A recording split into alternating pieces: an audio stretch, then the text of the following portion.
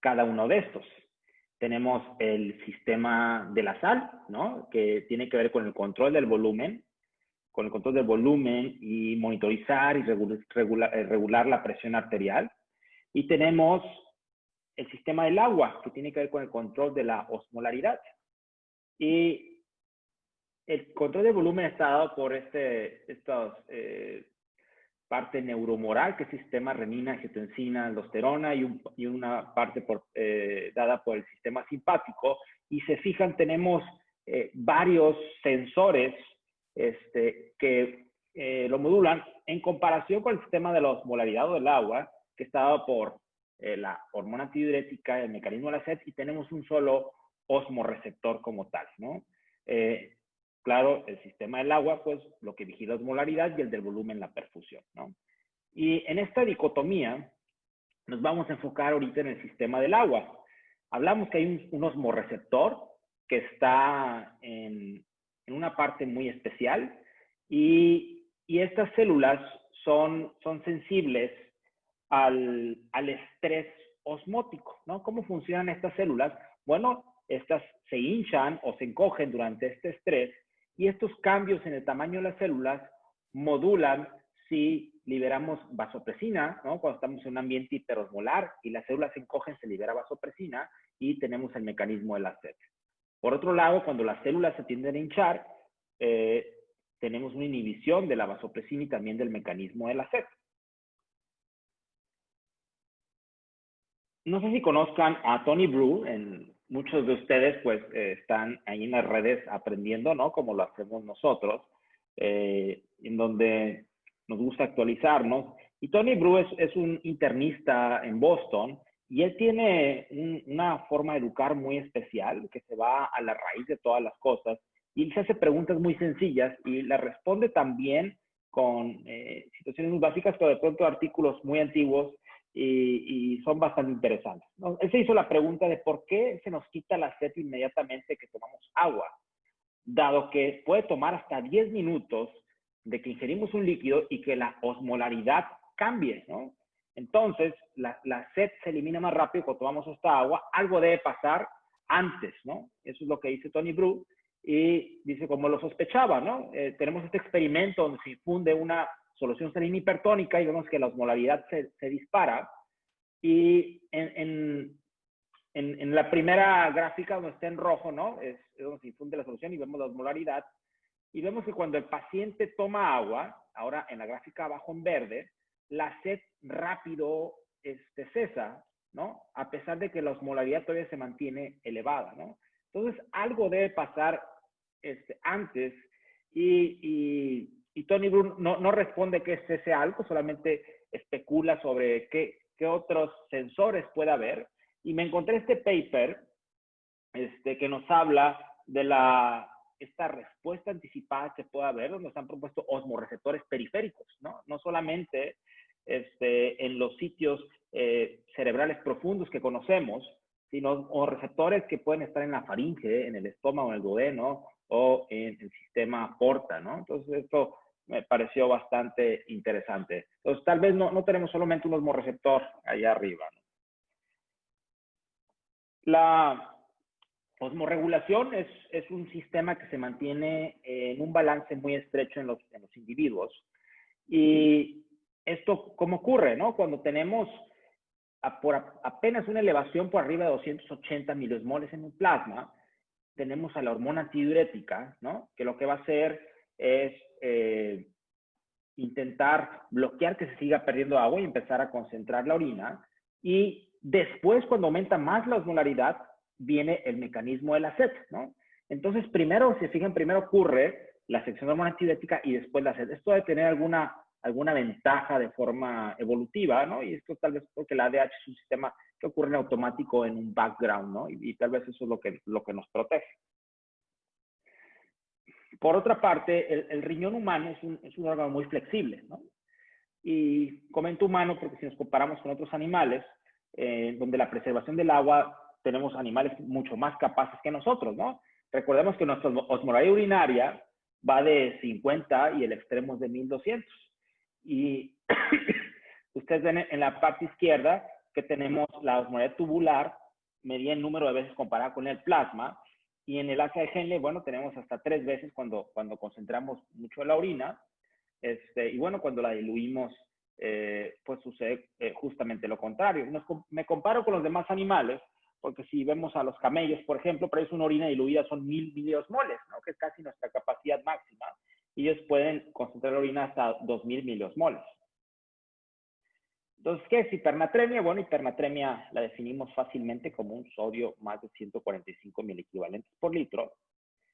Y la hipernatremia, ¿qué tan frecuente es? Bueno, en la comunidad podemos encontrar en un 0.2%, en el hospital, en los pacientes que tenemos en piso, ¿no? Puede ocurrir alrededor del 1%, pero si nos vamos a las terapias intensivas, el paciente que ingresa puede tener alrededor de un 5%, y durante la estancia de terapia intensiva se puede disparar hasta un 26%. Un cuarto de los pacientes en un extremo puede llegar a desarrollarlo. Entonces, ¿por qué las terapias intensivas? Quiere decir que tal vez nosotros tenemos algo de culpa ahí, ¿no? Entonces, la hipernatremia siempre hemos escuchado que se asocia a malos desenlaces. Se asocia a mayor mortalidad con esa razón de Momios, de 3.1. Cuando el paciente se va de alta, es más probable que pase una unidad de cuidados prolongados y un 50% más de estancia hospitalaria, ¿no? Entonces, esto sin lugar a dudas aumenta los costos, como ustedes ven, y claro, la morbimortalidad. Uy, perdón.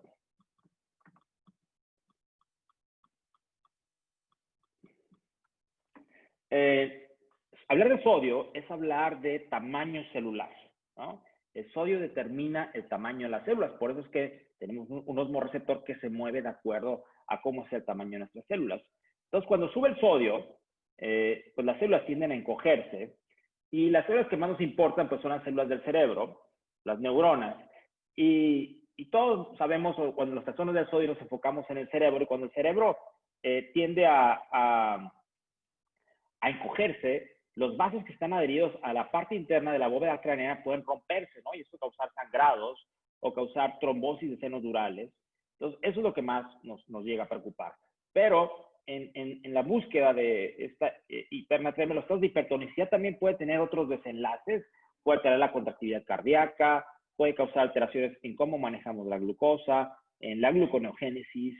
Entonces, no es lo único el cerebro. Tenemos otros efectos de la hipertonicidad que no los tomamos en cuenta, ¿no?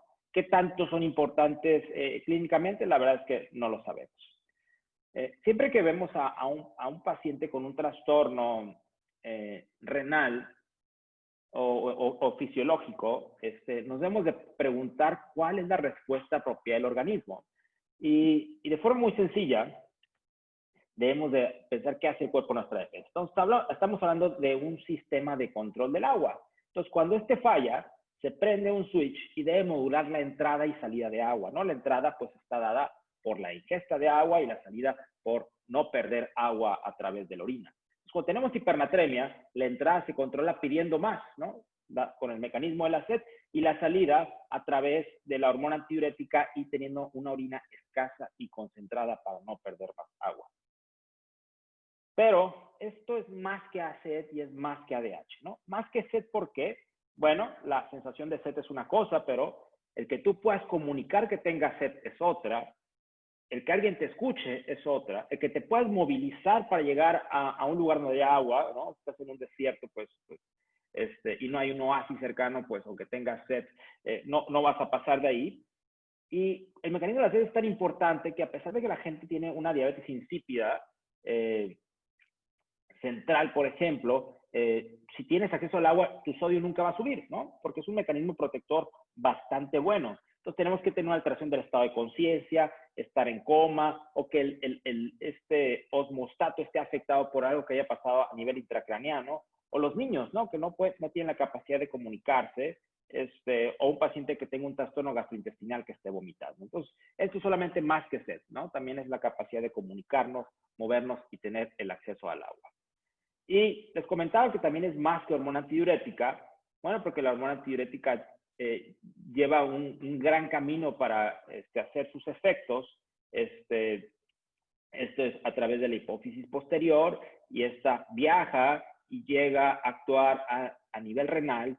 Y para que actúe a nivel renal, bueno, deben funcionar esos receptores, ¿no? Y deben de llegar esas acuaporinas y debemos tener una médula con una tonicidad adecuada y el transportador sodio, potasio, 2-cloro debe funcionar bien. Entonces, hay muchos asegúnes para que todo el sistema funcione en orden, ¿no? Y cualquier cosa lo puede quebrantar, ¿no? Y esto alterar nuestra forma en la cual concentramos o diluimos la orina.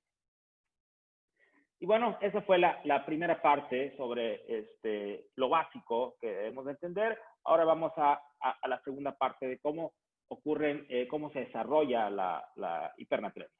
Entonces, a mí siempre me gusta ver esta fórmula porque después de que hay algo tanto complejo, lo podemos resumir en eso tan sencillo, ¿no? Y recordemos que el sodio sérico es igual a sodio intercambiable más potasio intercambiable entre agua corporal total. Entonces, ¿qué nos puede dar hipernatremia? Bueno, si tenemos una ganancia de sodio, ¿no? O si tenemos una pérdida de agua, o si tenemos una combinación de ambas, ¿no? Por mucho lo más común son los trastornos del agua en la hipernatremia, entonces la falta de acceso al agua, como un mecanismo. Las pérdidas extrarrenales de agua, ¿no? Ya sean gastrointestinales, a nivel de piel, a nivel respiratorio. Las pérdidas renales de agua es una alteración en la concentración de la orina y la ganancia de sal. Entonces, esos son los 4 mecanismos básicos por los cuales podemos generar hipernatremia. Y si nos vamos a las causas, bueno, pues ya hablamos de no acceso al agua, de pérdidas gastrointestinales o por sudoración o por quemaduras. ¿Qué nos puede alterar la concentración urinaria? ¿No? Diuréticos, ¿no? ¿O qué diuréticos? Manitol, diuréticos de ASA, ahora los ISGLT2, ¿no? Son diuréticos. Una diuresis osmótica, sobre todo en trastornos de la glucosa, y claro, la diabetes insípida central o nefrogénica, ¿no? ¿Y qué nos puede dar un exceso de sal? Esto sobre todo es diatrógeno, rara vez es intoxicación o suicida, ¿no? Entonces, la administración de sal ocurre en los pacientes que les damos soluciones hipertónicas usualmente, pero también puede ocurrir en pacientes que les damos soluciones isotónicas. Ahora, estas causas, ¿cómo las hemos detallado en los estudios clínicos con nuestros pacientes? Bueno, yo les traigo aquí un par de estudios. Este es un estudio en terapia intensiva y se vio que los factores que contribuían en la terapia intensiva a la hipernatremia, bueno, en estos diferentes porcentajes, poliuria, ¿no? Tal vez es un término bastante vago, nos habla nada más que no están concentrando bien la orina, pero una lesión renal aguda, ¿no?